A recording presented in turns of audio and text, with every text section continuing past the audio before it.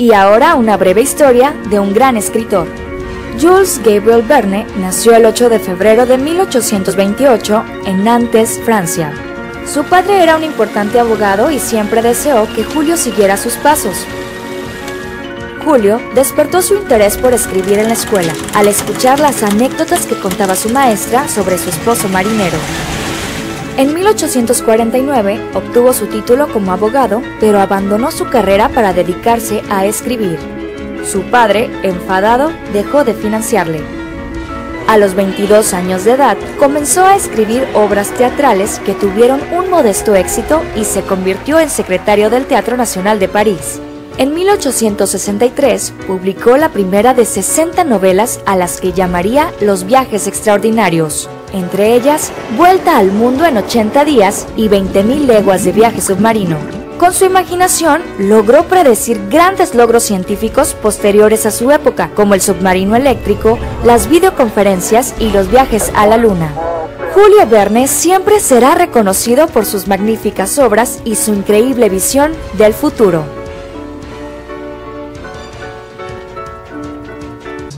Grandes escritores, pensadores franceses, europeos en general, habían hablado sobre el Perú, pero digamos que lo hubiera hecho Jules Verne o Julio Verne, como decimos en castellano, quizás el escritor de todos los tiempos más vinculado a la ciencia, a la tecnología, ¿no? Una actitud, digamos, visionaria del desarrollo de la ciencia, etcétera, es algo sumamente alentador. Julio Verne, Jules Gabriel Verne era su nombre, había nacido en Nantes, nació el 8 de febrero, es decir, dentro de 2 días estaríamos conmemorando un aniversario más del nacimiento de este hombre sin par, que nació en 1828. Murió en una ciudad más bien del norte de París, que se llama Amiens, el 24 de marzo de 1905. Ya estamos en los estudios con el peruano que posiblemente conozca en la actualidad más de Julio Verne. Le agradezco a Cristian Tello, que está ya aquí en nuestros estudios, para conversar de Julio Verne y su pasión peruana. Bienvenido al programa, Cristian. Buenos días. Muchas gracias por la invitación y, como siempre manifiesto, hablar sobre Julio Verne, pues, y su vínculo con el Perú. Para mí va a ser una satisfacción poder compartir mi experiencia en la investigación de muchos años de este escritor francés visionario. Yo te agradezco que nos hayas traído no solamente esta cantidad de libros donde el Perú es una referencia primordial, en el caso de Julio Verne, sino también esta estatuilla de Julio Verne que tengo entendido la trajiste de la propia casa natal del escritor. Bueno, como parte de las investigaciones que realizamos con la Sociedad Hispánica Julio Verne, de la cual, bueno, formo parte de la directiva, ¿no? Hemos llegado incluso hasta la misma casa de Julio Verne en Amiens, que actualmente es una de las casas museos de escritores más visitadas en Europa, ¿no? Todos sabemos por, ¿no?, la cantidad de visiones, ¿no?, las profecías, entre comillas, ¿no?, que se han cumplido después de su muerte. Es un escritor muy, muy estudiado en Europa, ¿no? Prácticamente en cada país europeo hay una sociedad de estudios acerca de Verne, así que yendo a visitar la casa mansión de Verne, ahí estaba la estatuilla y bueno, no dudé en traerla, ¿no?, como un recuerdo. Pues, claro, es que Julio Verne no solamente es un novelista, hay que decir que en su tiempo, como lo había sido Dumas, ¿no?, el autor de Los Tres Mosqueteros, hay el Dumas padre y el Dumas hijo.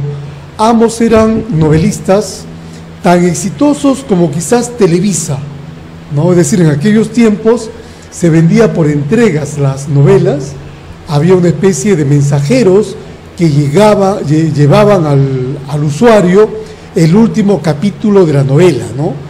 Entonces Julio Verne llegó a ser famosísimo, pero sobre todo él renueva la novelística, no solamente francesa, sino mundial, por este conocimiento que tenía tan descomunal de lo que eran las tendencias tecnológicas.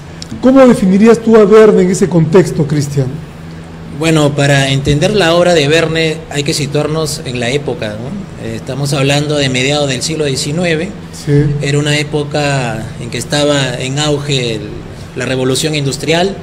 Entonces los descubrimientos, los hallazgos científicos se estaban poniendo de moda en aquella época, ¿no? La gente empezaba a familiarizarse con los hallazgos y bueno, todo lo que traían como novedad los científicos. Había muchas revistas de divulgación científica también.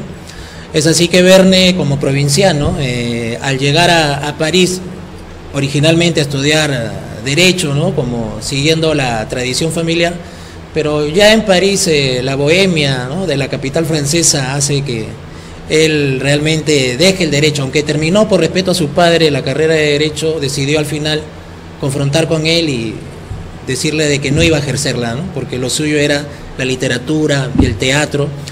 Y aunque intentó al inicio ser, bueno, un buen libretista de ópera, ¿no? de teatro, de opereta, ¿no? de operetas. Claro, sí. Las comedias, los vaudevilles, ¿no? Sí. Todo lo que estaba de moda en aquella época, Verne pudo notar de que la París literaria de ese siglo estaba muy ocupada ya por personajes, ¿no? como Dumas, ¿no? Víctor Hugo, claro. ¿no? Flaubert, ¿no? Sí. Por citar algunos, Baudelaire. Claro. En realidad entonces, la época es portentosa para la literatura francesa, ¿no? Entonces Verne en ese contexto, bueno, dijo: yo como un joven provinciano nuevo que quiero destacar en este ambiente literario copado de estrellas, va a ser complicado que yo pueda sobresalir. Es así que me tengo que buscar un campo literario nuevo, ¿no? Uh-huh. Entonces él vio de que esto de las exploraciones, ¿no? La revolución tecnológica, científica de su época era del agrado de la gente desde su siglo, así que concibió un nuevo estilo, ¿no? La novela de la ciencia, ¿no? Pero para eso tenía que estar preparado. Él no era un científico, ni un ingeniero, ni nada de estas cosas, así que por sus propios medios tuvo que vincularse con diversas gentes, científicos, exploradores, periodistas, y comenzar a recopilar información, suscribiéndose a diversas revistas, periódicos, ingresaba a las tertulias donde se reunían pues estos famosos salones de Madame, donde, ¿no? Solían reunir a la gente más estudiada de la época, y él se introducía para poder rescatar de ahí información para su futuro proyecto novelístico, y de verdad que lo logró. Luego de 10 años de trabajo arduo y de investigación, por fin pudo lograr su primera novela, que fue el inicio de la serie llamada Los Viajes Extraordinarios, con 5 semanas en globo. Sí, pues 5 semanas en globo, ¿no? Que hace alusión a estas travesías en globos aerostáticos. Que estaban muy de moda en esa época, ¿no? Exactamente, había suscitado la atención de una Europa que también venía de épocas convulsas en lo político, ¿no? Eso es lo que es impresionante cuando vemos la historia europea, de pronto sea la del mundo entero, en que a pesar de que se vivía en lo político épocas turbulentas, ni la ciencia ni la cultura, en este caso la literatura, dejaron de tener un vigor, ¿no? Y una vida que era importante para los ciudadanos de su tiempo. Por supuesto, Verne nace incluso en plena revolución de 1830, ¿no? Hay otra revolución importante que se dio en Europa, la de 1848, justo cuando él tiene 20 años y llega a París. Llega justamente en esa época de la revolución de 1848. Sus familiares tenían el temor de que algo le pudiera suceder, pero él terminó apartándose del tema político y se concentró bien en lo que era su proyecto literario, que sí, aunque tuvo muchos problemas, porque su padre incluso, al enterarse de que ya no quería seguir con la carrera de Derecho, le suprimió el apoyo económico y tuvo que pasar muchas dificultades, muchas estrecheces, digamos, pero valió la pena, porque gracias a ese esfuerzo hoy gozamos de un Julio Verne visionario, y del cual sus novelas se siguen estudiando, a pesar de ser un autor clásico del siglo XIX, se estudian con la misma pasión que se hizo en su momento, ¿no? Y bueno, y también a Verne se le considera pues una suerte de adelantado en logros tecnológicos que luego se vieron plasmados ya en el siglo XX, ¿no? Siendo que, como tú dices, no pues fue propiamente hablando un tecnólogo ni un científico. ¿Qué tanto, bueno, ya nos has explicado que él se nutrió de gente, estudió, estaba suscrito a revistas, era alguien muy bien informado, digamos, ¿no? Pero su vocación no dejó de ser literaria. No, él, como le dije, él tenía siempre, ¿no?, la convicción de ser un escritor, pero su estilo novelístico tenía que ser siempre vinculado con la ciencia, la historia, la geografía. Lo que él decía era, yo debo, como dice, enseñar, ¿no?, de una manera amena, sin que el lector incluso se dé cuenta que se le está enseñando o instruyendo, ¿no? Esa era su labor pedagógica, que junto a su editor Jules Hetzel, ¿no?, al fundar esta serie de los viajes extraordinarios, ese era su propósito.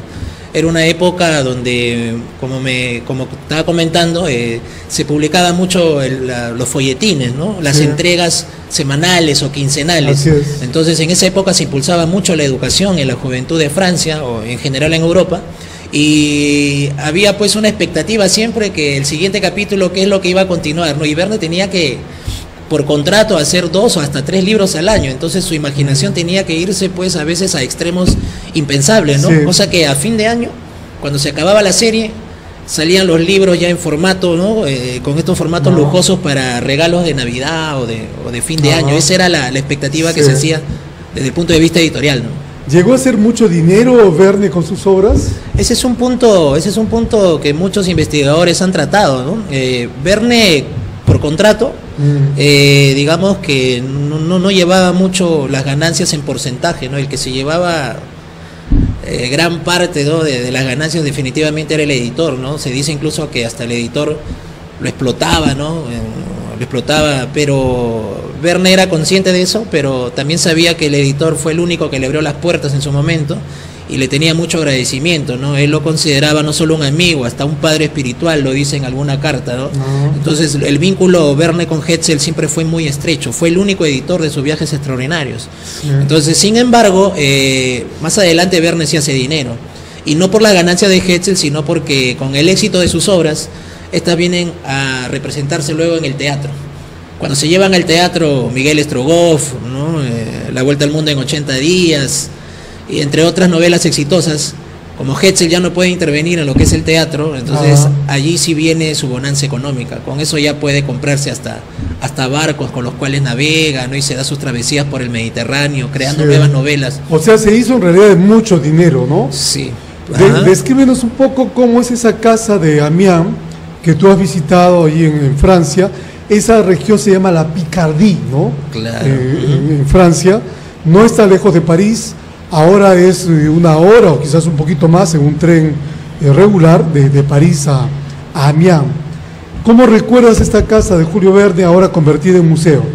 Bueno, Verne llega a Amiens porque, digamos, su esposa era originaria de esa ciudad, ¿no? Entonces, Verne le molestaba el tema del bullicio que había en París, no le permitía escribir bien, él quería una tranquilidad, una paz. Antes de llegar a Amiens incluso tuvo también otra casa en Le Crotoy, ¿no? Le Crotoy, no sé, es un pequeño pueblo de pescadores, Le Crotoy. Entonces ahí también se perdía un tiempo, se iba con su barco, navegaba, y él le gustaba la soledad, la tranquilidad para escribir. Entonces, pero ya no podía dejar a su esposa, ¿no? A su hijo, ¿no? Incluso a sus hijastras. Es así que, bueno, para complacer también a su esposa, y en esa época hubo el problema de la guerra franco-prusiana también, que era peligroso estar, ¿no?, en las costas, entonces decidió ir a Amiens, a la ciudad de su esposa, y ahí se instala y adquiere una mansión solemne, soberbia, que está en toda una esquina, ¿no? Sí. Ahí de esta ciudad. Y bueno, actualmente esta casa mansión donde habitó Verne durante muchos años y donde escribió buena parte de su obra, ahora es una de las casas museos más visitadas en Europa con respecto a los escritores, ¿no? Y fue una experiencia muy bonita porque al ingresar uno puede notar pues cómo vivió Verne, ¿no?, en qué ambiente se desenvolvió, y ahí se encuentra mucho de su recuerdo, de sus libros, de sus cartas, de sus anotaciones personales, mucho lo vinculado a Verne, todo uno lo puede encontrar ahí. Y Verne es muy querido actualmente en Amiens, ¿no? Hay una universidad todavía que lleva su nombre. O sea, eso, digamos, es el hijo predilecto de Amiens, ¿no?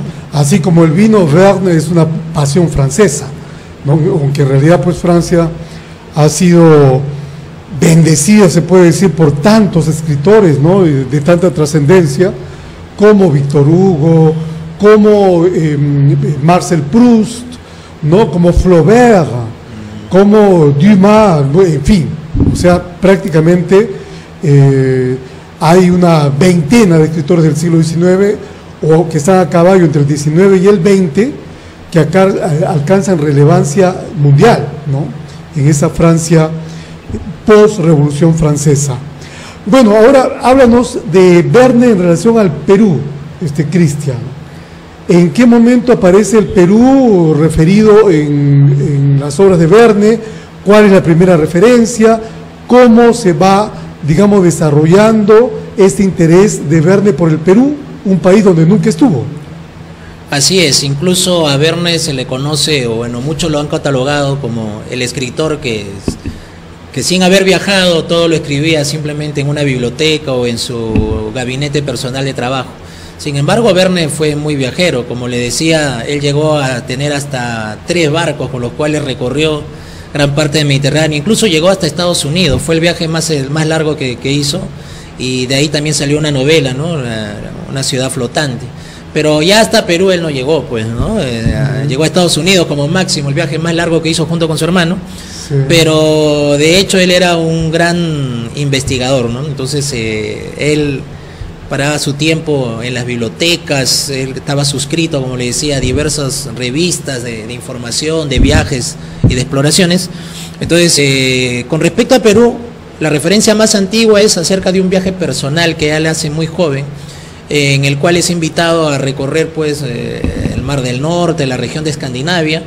Entonces, aprovechando ese viaje, en sus anotaciones él descubrí, ¿no?, que dice: me siento un explorador que salgo de mi país natal, Francia, y me imagino llegando a diversas partes del mundo, ¿no? Entonces, en una de las partes donde él imagina o sueña con llegar, curiosamente menciona: me imagino llegando a Perú, dice, ¿no? Entonces ahí yo pude notar que por lo menos él ya tenía un cierto conocimiento del Perú, y que más adelante esto se concreta con la llegada de las pinturas de Ignacio Merino, un famoso artista peruano, claro, que tuvo fama ya en Europa, ¿no?, con todas sus pinturas acerca de la época colonial acá del Perú. Entonces, esas acuarelas, esas pinturas de Ignacio Merino llegaron hasta la revista, se reprodujeron en la revista donde él trabajaba en su juventud, que era el Museo de las Familias. Y Verne, al ver estas acuarelas reproducidas en la revista, es donde él se interesa por el Perú, ¿no?, el tema colonial, toda la historia de los inicios de la República. Y bueno, siguiendo su método clásico de trabajo, se decidió a profundidad investigar toda la información que tenía sobre el Perú, y de eso nació el relato Martín Paz, ¿no?, Costumbres Peruanas, que fue la primera obra en la cual Verne habla con extensión del Perú, habla de Lima, te describe el Callao, la historia del Callao, también habla de Chorrillos, sobre el río Rima, la fiesta de Amancáis, menciona el Cusco, en fin.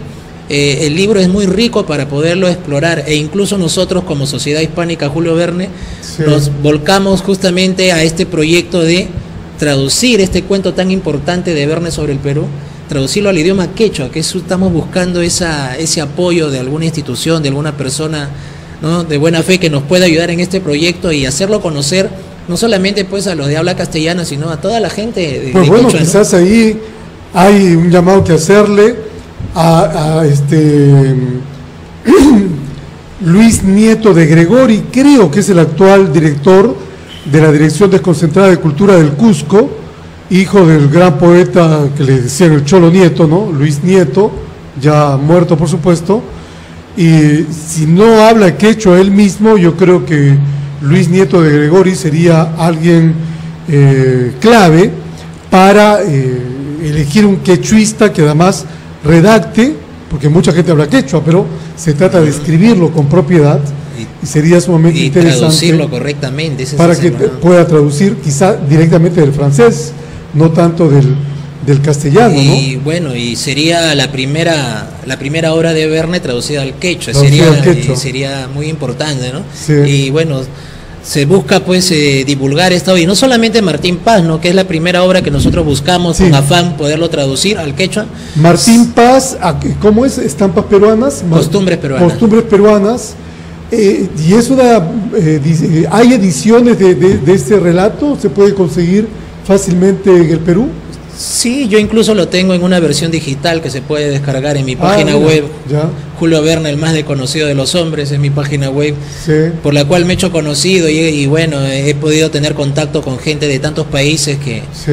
que bueno, me han ayudado en diversas maneras. Bueno, ya saben, Cristian Tello tiene esta página, Julio Verne, el más desconocido de los hombres, ¿no? Un blog, un portal, del cual pueden sacar abundante información sobre Julio Verne. Sí. Y también descargar ese relato. Hay una biblioteca virtual donde se pueden descargar los libros, ahí está Martín Paz, cualquiera lo puede descargar y tener a su mano, ¿no? Aunque se podría conseguir en algunas ferias de libros antiguos, quizás, ¿no? Porque seguramente es un libro, ¿no? en Lima, seguramente en esta feria permanente de libros de libros viejos, Ajá. que es Amazonas, ¿no? O en la calle Quilca, posiblemente. Hay algunos que venden las obras completas de Julio Verne, ahí también se podría, ¿no? ubicar este relato.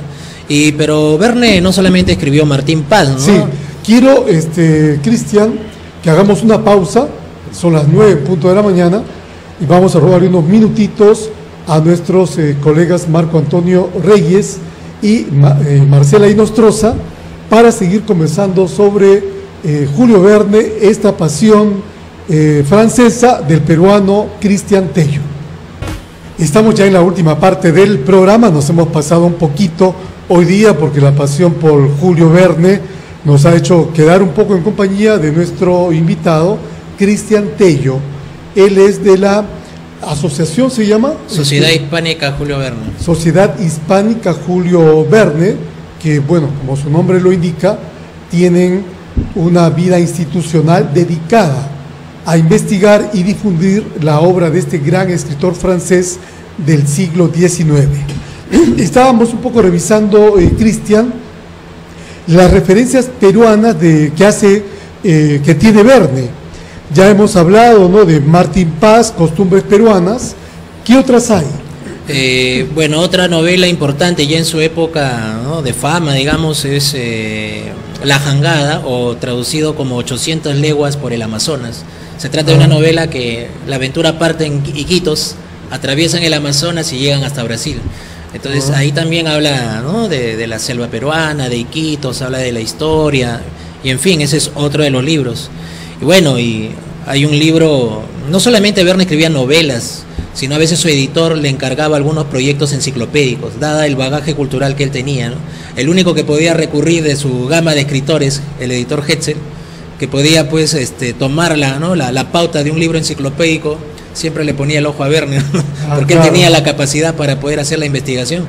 Es así que también le encomendó un trabajo llamado Historia de los grandes viajes y los grandes viajeros. Resumir a todos los viajeros importantes de la historia que hayan llegado a diversas partes del mundo y habiendo trascendido, ¿no?, de una manera importante, pues, ¿no?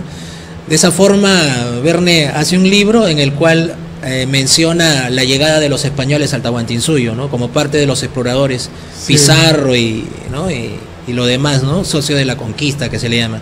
Es así que Verne en este libro habla acerca de la historia del Perú, habla acerca de las guerras civiles entre los españoles, sobre Atahualpa y en fin, sí, todo lo que pasó en esa época, ¿no? Es todo un libro compendio de la historia del Perú que mucha gente desconoce, que Verne le dedicó a nuestro país. Sí. Ahora, obviamente Verne se nutría, posiblemente incluso de referencias peruanas, de escritores. Hay aparentemente un historiador peruano. Sí, hay Verne en ese libro menciona, por ejemplo, a Agustín de Zárate, que es un historiador que tiene varias crónicas acerca del Perú, y posiblemente la Biblioteca Nacional de París haya tomado referencias de ese libro porque él las menciona en esta obra enciclopédica, ¿no? Entonces es lo más seguro que haya ocurrido, ¿no? Además, él se ha tenido que haber entrevistado con gente peruana también que ha vivido en la época y bueno, sí, ha sido todo un trabajo de documentación, pero el resultado fue muy interesante, sí, ¿no? Bueno, el Perú estuvo muy presente en el imaginario francés, de pronto europeo, ¿no? En general. Yo hablo de Francia porque he vivido ahí prácticamente la mitad de mi vida, creo yo, las leyendas incas, pero lo que sí me queda claro es que había una pasión francesa por el Perú. Sí. Esto quiere decir que había calado en el imaginario francés este Perú de las riquezas incaicas, ¿no? Por supuesto, y del Verne, rescate de Atahualpa. Y Verne revalora esa historia, sí. Y bueno, nosotros queremos también, pues, como parte de nuestras actividades, ¿no?, de la Sociedad Hispánica, poder también crear de repente una ruta literaria con la obra Martín Paz, que sería interesante darla a conocer a los ciudadanos de a pie, para que sepan qué lugares recorrieron los personajes y, bueno, qué sitios y qué historia nos brindó Verne en su época, la visión que tuvo del Perú en el siglo XIX, ¿no?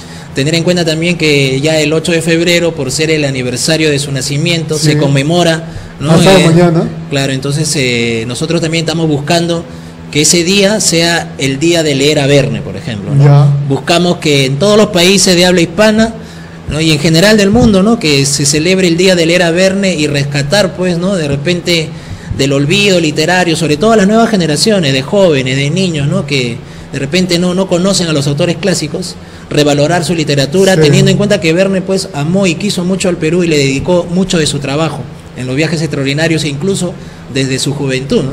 Claro, pues me parece una idea genial.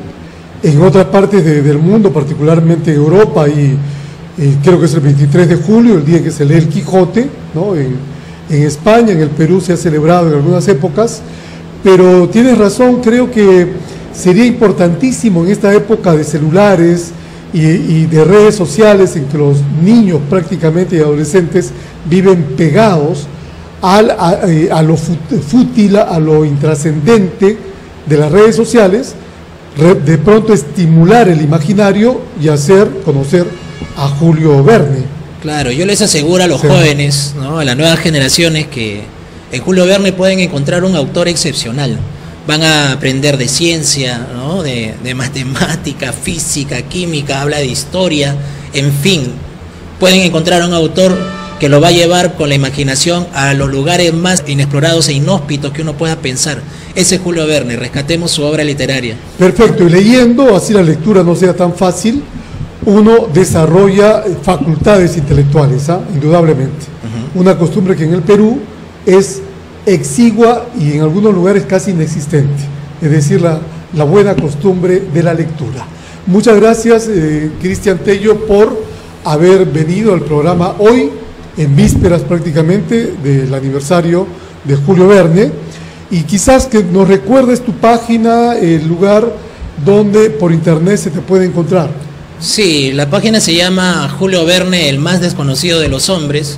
La dirección es jverne.net. Es la página donde pueden descargar biografías, álbum de fotos, biblioteca virtual, artículo de estudio, las obras de Verne llevadas al cine, ¿no?, a la televisión, en fin, todo lo que se pueda relacionar a Julio Verne lo pueden encontrar ahí.